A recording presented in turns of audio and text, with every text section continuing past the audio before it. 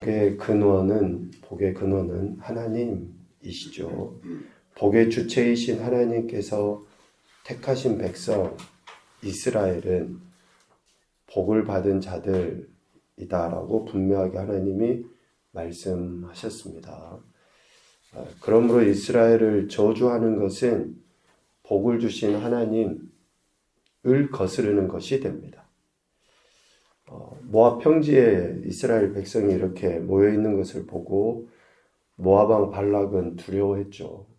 그래서 이스라엘을 저주하도록 하기 위해 당대 유명한 점술가인 발람을 초청을 했던 것입니다.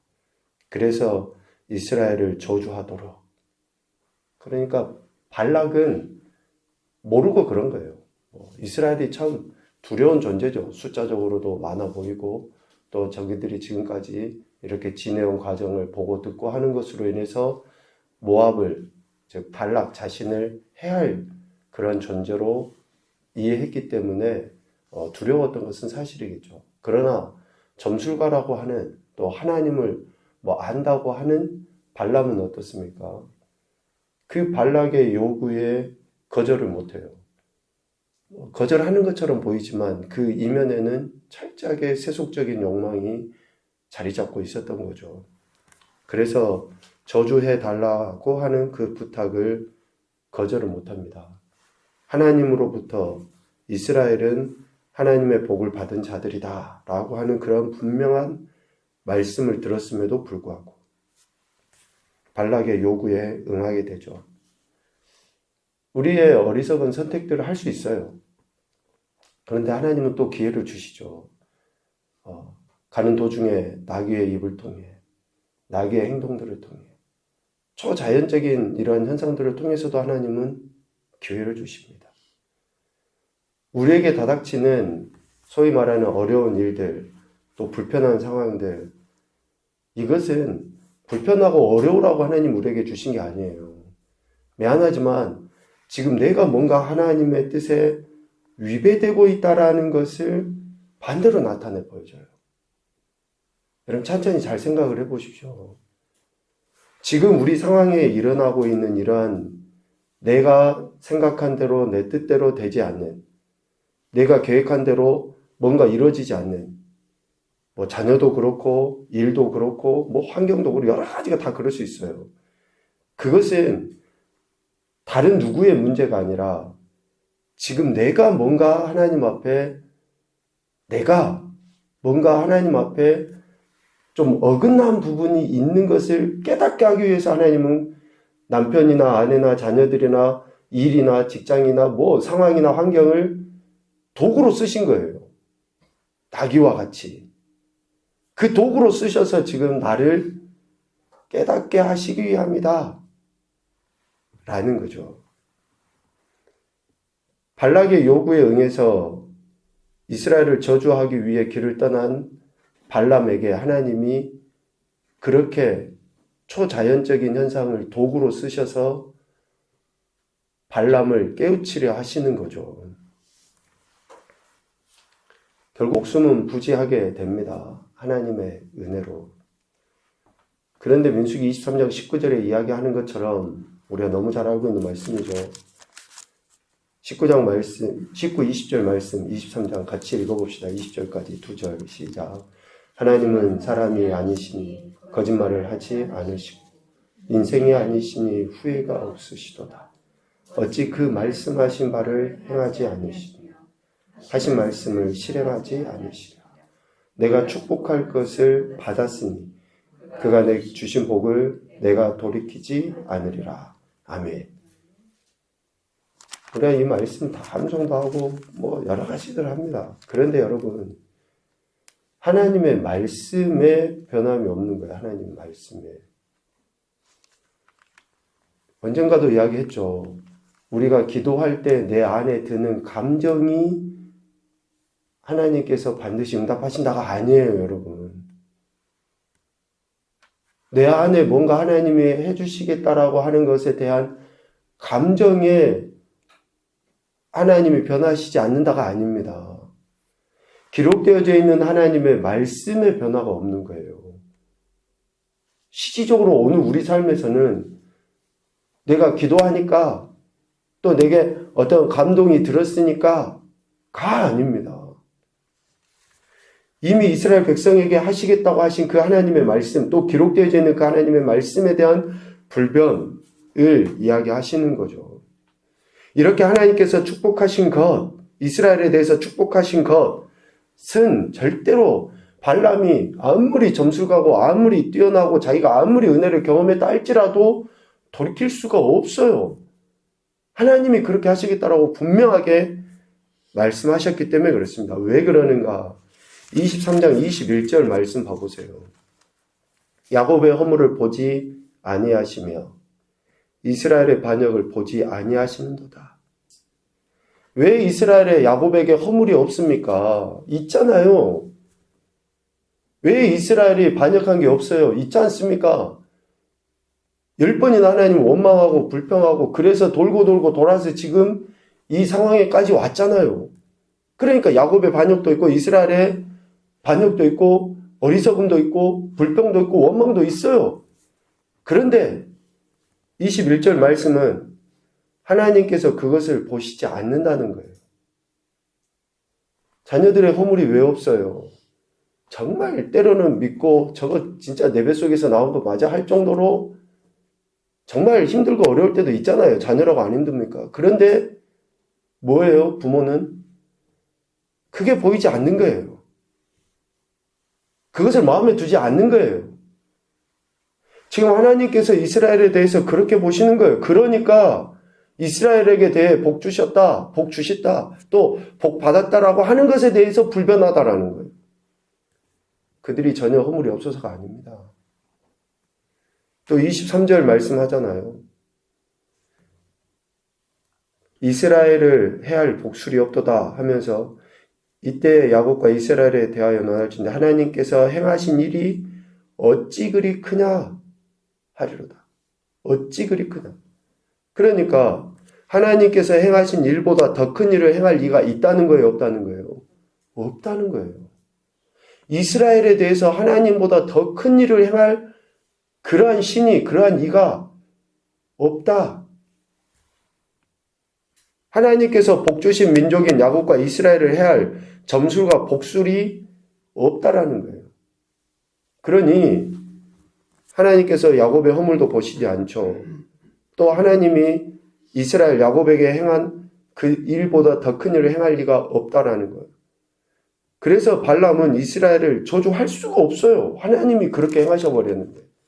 아무리 자기가 뭐 길길이 날뛰고 엘리야 시대처럼 그냥 밤낮 며칠 그렇게 난리를 쳐도 하나님보다 더 큰 일을 행할 리도 없고 하나님이 딱 정하셔버린 그러한 민족에 대해서 어느 누구도 저주할 수 없다라는 것이죠.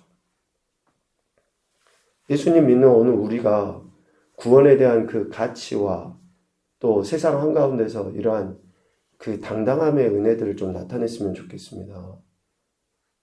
아니, 예수님 믿고 구원받은 것보다 더 큰 가치가 없고 하나님이 그렇게 구원해 주셨다라고 하는데 오늘 23장 21절과 23절 말씀을 이어서 한번 생각을 해보세요.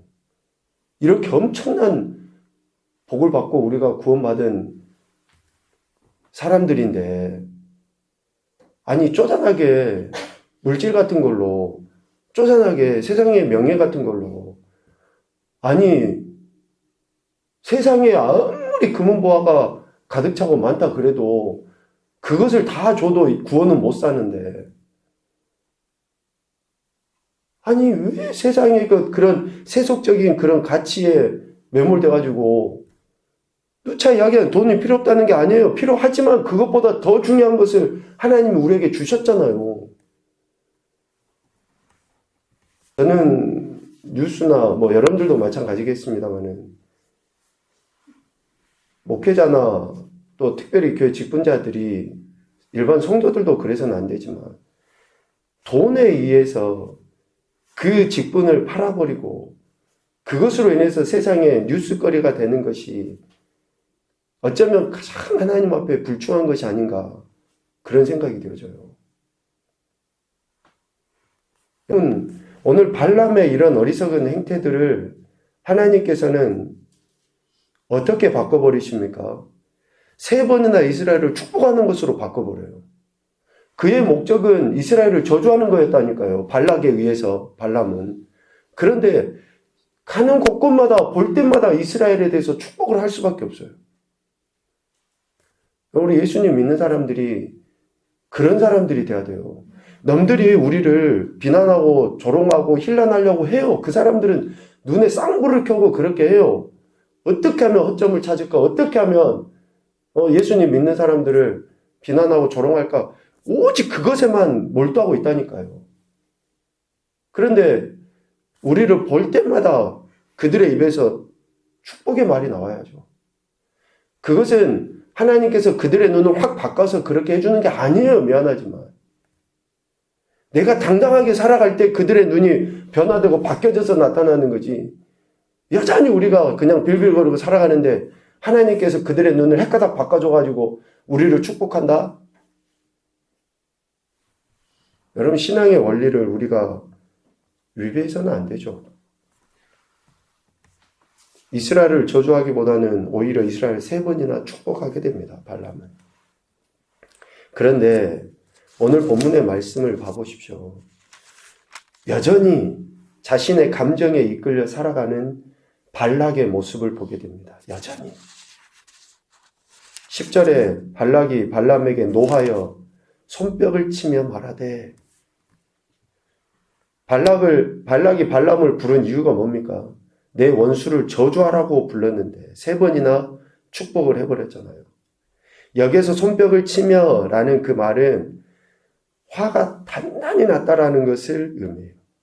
그러니까 막 자기의 감정, 화를 주체를 하지 못하니까 막 손뼉을 치면서 막 고래고래 소리를 치고 지금 발락이 발람에게 따져 묻는 거예요. 우리가 그러잖아요. 막 자기의 감정 주체 못하면 막 가슴을 치고 막 이러면서 고래고래 소리를 지르잖아요. 지금 그 모습이에요. 우리가 이게 문자적으로 손뼉을 치며 라니까 별로 감흥이 안 오잖아요. 오늘 의미가 그거예요. 우리가 한 번씩 그렇게 막 성질이 날 때 하는 그런 행동 있잖아요. 그러면서 발람에 대해서 분노, 경멸, 또 어리석은 사람이라고 조소하는 그러한 내용들이, 감정이 다 담겨져 있어요. 내가 복을 줄 건데, 네가 원하는 거 다 해줄 건데 참 네 어리석고 미련하다 라는 그러한 발람에 대한 조소 섞인 그런 행동. 자기가 금은보화 다 줄 수 있고 뭐든지 다 줄 수 있는데 저거 내 말 안 듣고 막 이렇게 조롱하는 거예요. 여러분, 세상 사람들이 꼭 우리에 대해서 그렇게 합니다. 우리가 한번 무릎 꿇으면, 우리가 한번 세상과 타협하면, 한번 저들의 말을 들으면, 우리가 불의한 일이라도 한번 눈찌끈 갖고 해버리면, 야, 너네들 돈 얻을 수 있고 명예 얻을 수 있고 야, 다 할 수 있는데 라고 그렇게 우리를 조소하고 조롱하는 거예요. 여러분, 우리가 한번, 제가 그 유튜브로 이렇게 잠깐 보다가 예전에 그 드라마 중에 이태원 클라스라는 드라마가 있더라고요. 여러분, 혹시들 보셨습니까? 거기에 그 주인공이 절대 무릎을 꿇질 않아요. 절대. 자기 친구가 그 회장 아들이고 굉장히 그 못된 놈이에요. 그런데 그 친구를 이제 불의한 일을 그 친구가 하니까 때렸고, 그래서 자기 아버지, 그 친구 아버지가 우리 아들한테 사과하고 무릎 한 번만 꿇으면 내가 없는 걸 해주겠다. 그랬는데 그 친구가 무릎을 꿇지 않아요. 그러면서 이후에 시간이 지나서 만나도 불의한 것에 대해서 무릎을 꿇지 않는 모습이 나오거든요. 그러면서 멘트가 뭐였냐면, 한 번이 2번 되고 2번이 또 그렇게 된다는 거예요. 여러분, 우리가 한 번 쉽게 무릎을 꿇고 한 번 쉽게 세상적인 것과 타협하고 저야 타협하면 그냥 넘어가시잖아요. 한 번은 눈 찌끈하고 넘어져요. 넘어가요. 그런데 결코 그것은 한 번이 아닙니다. 발락이 지금 발람을 조롱하는, 조소하는 이유가 그거예요. 손뼉을 치면서 그렇게 화를 내는 이유가 그거라고요. 우리도 마찬가지입니다. 오늘 살아갈 때 이런 일이 없을 것 같습니까? 틀림없이 있어요. 예수님 믿는 사람들은 틀림없이 있습니다. 그러면서 11절 초반에 그대 곳으로 달아나라. 그대의 곳으로 달아나라. 하반부에 여호와께서 그대를 막아 존귀하지 못하게 하셨다. 라고 철저하게 하나님에 대해서 무시하고 멸시하고 또 자신의 그 심기의 불편함을 적나라하게 드러내는 더 이상 발람을 이용할 가치가 없다라고 해버리는 그러한 행태를 보이는 거죠. 여전히 발락은 교만한 그런 모습을 보입니다. 아직도 하나님을 인간과 같이 취급하는 그러한 어리석은 행태를 보이는 거예요. 그런데 발람은 어떻습니까? 발람도 변하질 않아요. 참 우리 인간의 어리석고 무지함을 나타내 보이죠. 14절에 이야기합니다. 이제 나는 내 백성에게로 돌아가거니와 들으소서 내가 이 백성이 후일에 당신의 백성에게 어떻게 할지를 당신에게 말하리이다. 발람은 발락의 나라, 즉 모압이 어떻게 될 것을 알고 있어요. 알고 있어요. 17절 말미에 모압을 이쪽에서 저쪽까지 쳐서 무찌르고 또 셋의 자식들을 다 멸하리로다.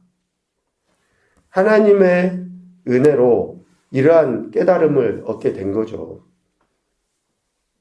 그런데도 불구하고 발람은 제대로 된 이야기를 하지 않아요. 여기에 보면 그 말하리다 라는 단어가 있거든요. 말하리다. 14절에 말미에 당신의 백성에게 어떻게 할지를 당신에게 말하리이다. 그러니까 17절 이하에 쭉 그러한 예언들을 이야기하게 되는데 이 말하리다 단어는 충고하다라는 의미예요. 충고하다. 내가 충고하겠다. 하나님께서 모압을 비롯한 주변의 나라들에 대해서 또 그리고 이스라엘에 대해서 어떻게 행하실 것인지를 깨닫게 됐잖아요. 하나님 은혜로. 그런데 여기에서 이것을 말하겠다. 충고한다. 별반 의미가 다르지 않는 것 같죠. 그런데 이 말하겠다, 충고한다라는 단어는 여전히 발락이 제시한 그런 세속적인 것에 대해 마음을 비우지 못한 것의 표현인데 하나님의 사람은 충고하는 게 아니에요. 하나님의 사람은 하나님의 말씀을 선포하는 사람입니다. 오늘 우리 그리스도인들은 세상에 충고하는 존재가 아니에요, 여러분. 하나님의 사람은 하나님이 주신 말씀을 세상을 향해 선포하는 사람입니다. 입술로, 삶으로 하나님의 말씀을 선포하는 자들인 것이지 충고하고 조금 더해서 권면하는 또 어쩌면 위로하는 사람들이 아닙니다. 여러분 기억하셔야 돼요. 우리는 하나님의 말씀을 우리 삶에서 살아내고 선포하는 자들이에요. 선포하는 자들. 그런데 발람은 지금 발락에게 충고하고 있는 거예요. 이거는 뭡니까? 이후에 여지를 남겨두는 거예요. 여지를. 이 관계가 끊어지지 않으면 다음에 발락이 또 아쉬울 때 한번 나를 찾아주겠지. 우리가 관계를 중요시 여기는데요. 관계 역시 맺고 끊음이 분명해야 됩니다. 세상적이고 세속적이고 나를 유혹하고 미혹하고 하는 그런 것들이 있잖아요. 여지를 눈꽃만큼이라도 남겨두면 그러니까 세상적인 친구들 우리가 안 만나면 막 외톨이가 되는 것 같고 소외되고 뭐 어쩌고저쩌고 이야기를 많이 해요. 그래서 그 여지를 조금 남겨두면서 동창회 한 번씩 가보고 또 뭐 한 번씩 안 믿는 사람들인데 말은 그러죠. 나중에 저 친구들 내가 구원시키고 나중에야 또 여러분 미안하지만 내가 내 믿음 지키기 위해서 그런 사람들을 안 만나도 그러면 그 사람들 구원 어떠느냐? 그 가족들이 또 있어요. 또 그 친구들이 또 있어요. 다른 사람들이. 여러분 우리가 대단히 우리 자신을 믿음이 좋은 것처럼 포장하고 합리화해서 그러길 좋아요. 오늘 발람이 그렇다니까요. 좋게 충고해가지고 나중에 여지를 만들어 놓으려고 하네. 여러분 제발 우리가 하나님 앞에 우리의 그 모습을 좀 제대로 좀 봤으면 좋겠습니다. 직분에 관계가 없어요. 신앙에 뭐 연륜하고 상관이 없어요. 다 똑같아요. 목사도 그런다니까요. 그러니까 정말로 우리가 하나님 앞에 진실되게 내가 예수님을 믿는 믿음대로 믿음의 가치를 여기고 중요하게 여기고 살아가느냐, 아니면 미안하지만 세속적인 그 가치를 아직까지 끊어버리지 못하고 있느냐, 이 부분을 우리가 매우 심각하게 점검하며 살아가야 됩니다. 입니다. 첫째, 우리 인간의 뿌리 깊은 죄성은 늘 하나님의 뜻을 거스르려 한다. 우리의 뿌리 깊은 죄성은 하나님의 뜻을 거스르려 해요. 어느 누구 할 것 없습니다. 예수님 믿고 의롭다 인정은 받았어요. 그러나 여전히 우리 안에는 죄성이 있습니다. 그래서 사도 바울이 이야기하는 것처럼 성령의 그런 소욕, 성령의 인도하심과 육체의 소욕, 이 늘 싸우게 돼 있어요.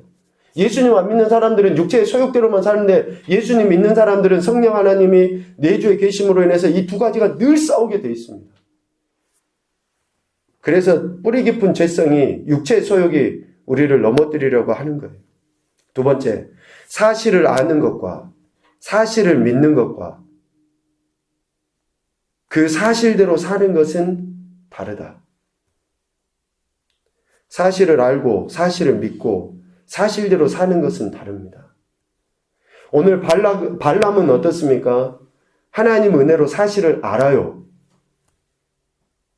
그런데 사실을 믿지 않습니다.